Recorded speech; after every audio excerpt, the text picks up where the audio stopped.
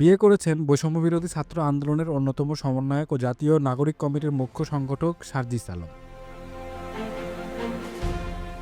31 জানুয়ারি শুক্রবার সন্ধ্যায় স্থানীয় সরকার এবং যুব ক্রীড়া উপদেষ্টা আসিফ মাহমুদ, সজীব ভুঁইয়া ও বৈষম্যবিরোধী ছাত্র আন্দোলনের আহ্বায়ক হাসনাত আবদুল্লাহ ফেসবুক পোস্টে এই তথ্য জানিয়েছেন। আপনি দেখছেন লাইভ নিউজ, যেখানে আপনি পাচ্ছেন সর্বশেষ ও গুরুত্বপূর্ণ খবর সরাসরি। আমাদের সাথে থাকুন, আপডেট থাকুন এবং তথ্যের সাথে এগিয়ে চলুন। তবে এ নিয়ে বিস্তারিত কিছু এখনও জানা যায়নি। যুব ক্রীড়া উপদেষ্টা আসিফ মাহমুদ ফেসবুকে সার্জিসের বিয়ের ছবি পোস্ট করে লিখেন, নবজীবনে পদার্পণে অভিনন্দন সার্জিস ভাই, বিবাহিত জীবন সুখের হোক। হাসনাত আবদুল্লাহ ফেসবুকে পোস্টে বলেন, অভিনন্দন বন্ধু সার্জিস, তোমাদের ভালোবাসা এবং সুন্দর মুহূর্তগুলোতে ভরা একটি জীবন কামনা করছি। আপনি দেখছেন লাইভ নিউজ, যেখানে আপনি পাচ্ছেন সর্বশেষ ও গুরুত্বপূর্ণ খবর সরাসরি। আমাদের সাথে থাকুন, আপডেট থাকুন এবং তথ্যের সাথে এগিয়ে চলুন।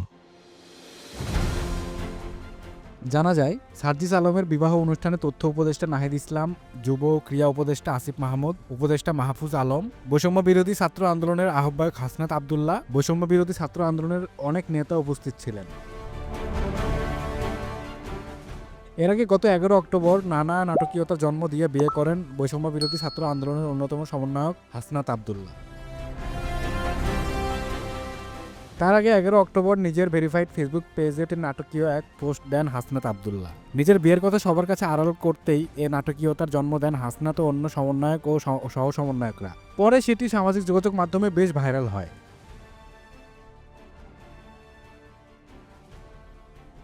আমাদের সাথে থাকার জন্য আপনাকে অগণিত ধন্যবাদ। আপনারা যে ভালোবাসা এবং সমর্থন দিয়ে আমাদের এগিয়ে নিয়ে যাচ্ছেন, তার জন্য আমরা চিরকাল কৃতজ্ঞ। লাইভ নিউজে এক্সক্লুসিভ নিউজ পেতে চোখ রাখুন।